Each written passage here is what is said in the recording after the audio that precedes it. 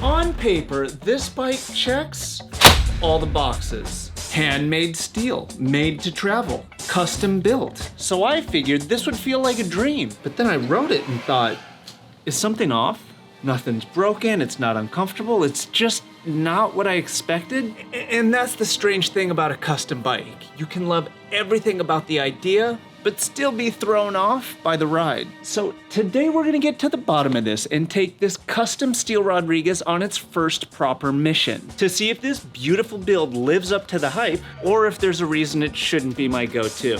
And right off the bat, there is one thing I know I would like to upgrade, but we'll wait to see if I need to add to that list.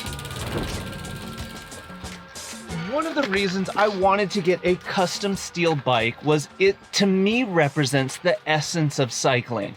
Small batch steel. Infinitely repairable, custom geometry, and the feel is completely unmatched. Plus, this bike has S&S couplers, so it breaks in half and fits in a small travel case. It fits fenders, it's got a dynamo. Essentially, this is a dream rig.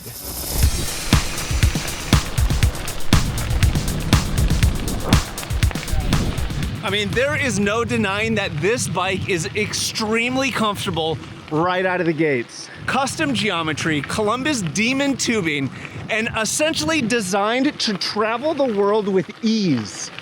Who's ease?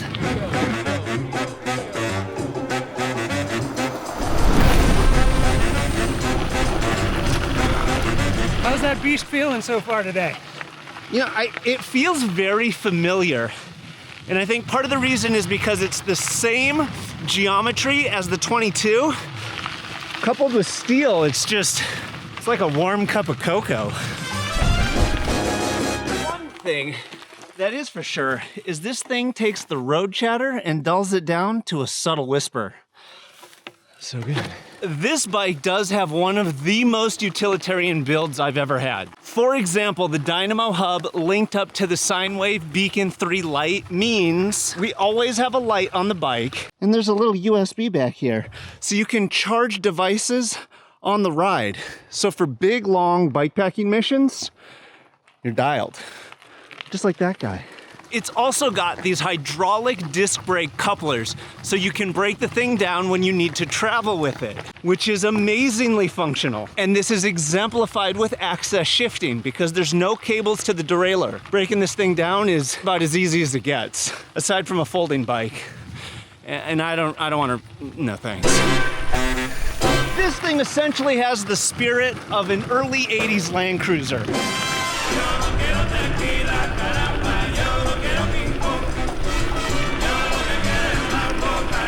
And while I may not, this thing knows how to descend. You ever feel like you're the only one that actually gets cycling? Like, not as a sport, but more as a way of life? You're not alone. In fact, we're everywhere. Like Fight Club with bikes. Fight Club?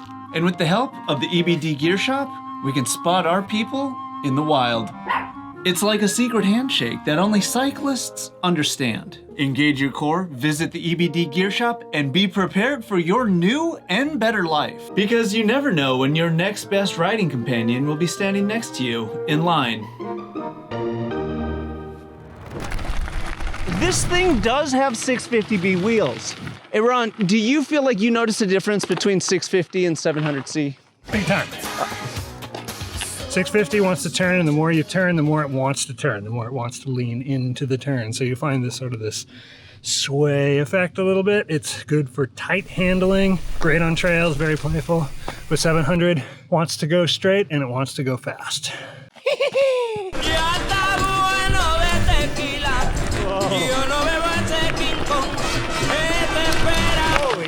That was awesome. There is one thing about this bike that is slightly off compared to the Parley. And I know that might be comparing apples to oranges, but it is something that I'm noticing. But I'm gonna wait just a bit and ride this a little bit more before I make a full commitment to this thought. Oh yeah, so much better. This yellow is called Sunflower Child. This yellow is called Banana Breeze.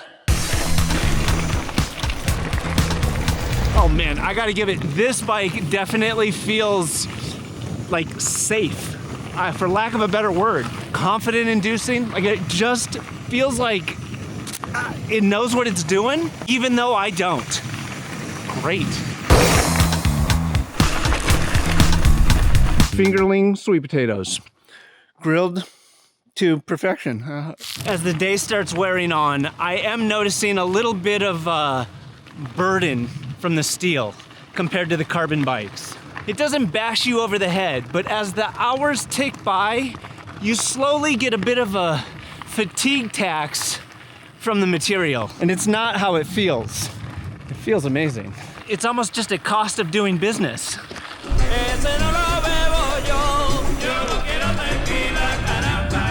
I would say the overall comparison of this to, say, one of the carbon bikes is that this bike just has a little bit more personality. Like, I enjoy my time on this bike. This bike is like someone that has a lot of personal depth. Carbon is like an athlete. Really good at riding, kind of a boring hang. Look at Ron go. The thing too about custom is it gives you everything you ask for, but everything has give and take. The thing is, I truly do love this bike, but the thing that keeps messing with my head is that this bike weighs 4 pounds more than the Parley, which is not a deal breaker, but that's not nothing. Those are watts, that's energy. It's kind of like a weight tax for steel.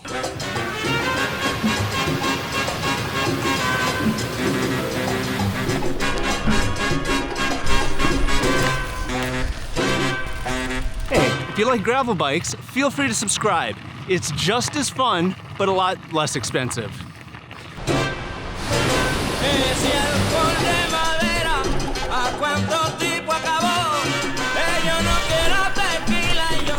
This little guy, right at home in the trees. One thing that happened with a bike like this is I had really high expectations for what I thought it would be. And it does some things amazingly well. In fact, some of them I haven't even done on this thing yet. But the truth is I can't expect this bike to do everything well because, oh Jesus, a design that tries to do everything well does nothing well. So a little bit, it feels like coming to terms with what this bike actually is and allowing it to just be that. Holy shit.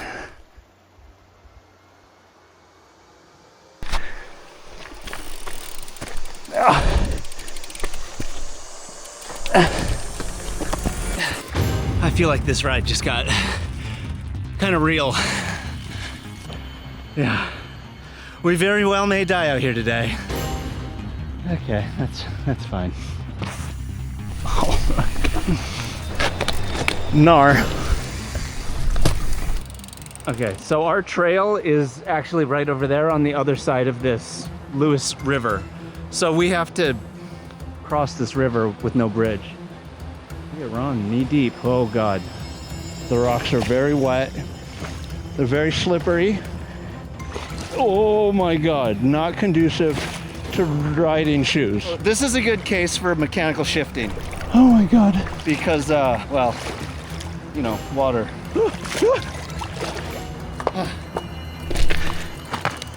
Way harder than it looks. Oh. Okay. Okay, right this way. Now it's an adventure.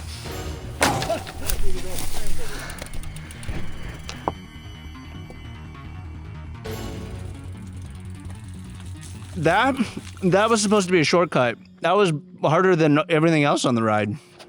It was like a mile of like 35% hike a bike straight up, just like head down. You had to put on the brakes. You push the bike, hit the brakes. Push the bike, hit the brakes.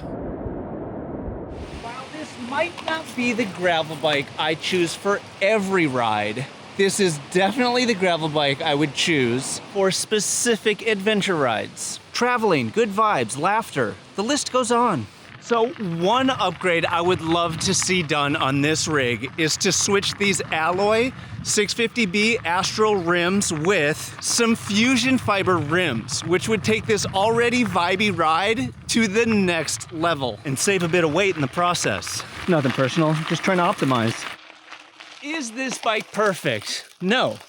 But I do think it's fantastic just the way it is. This bike is so uniquely itself and serves a use case that no other bike does. Because of that, I'm okay with the weight penalty. This last climb is killing me. And sure, this bike could be titanium, but then it would cost twice as much. And to be honest, I just appreciate steel. It's utilitarian, it's pragmatic, and it's just cool. Wait, real talk, what's your favorite material for frames? I'm cutting it close. I just ran out of all my food and water. Holy cow, that was a full pull. That was absolutely a proper way to test this bike. And overall, I'm so into it. Sorry I called you fat. And the ride by the numbers? 4 hours, 53 minutes rolling time, 48 miles. I must be getting weaker. And 4,300 feet of elevation. It felt way harder than it was. Now, if you want a full understanding of all the bells and whistles on this rig, you'll have to watch this video, where Alder from Rodriguez goes over all the fine bits and bobs on this crazy rig. And yeah, it's amazing. There he is. That was awesome.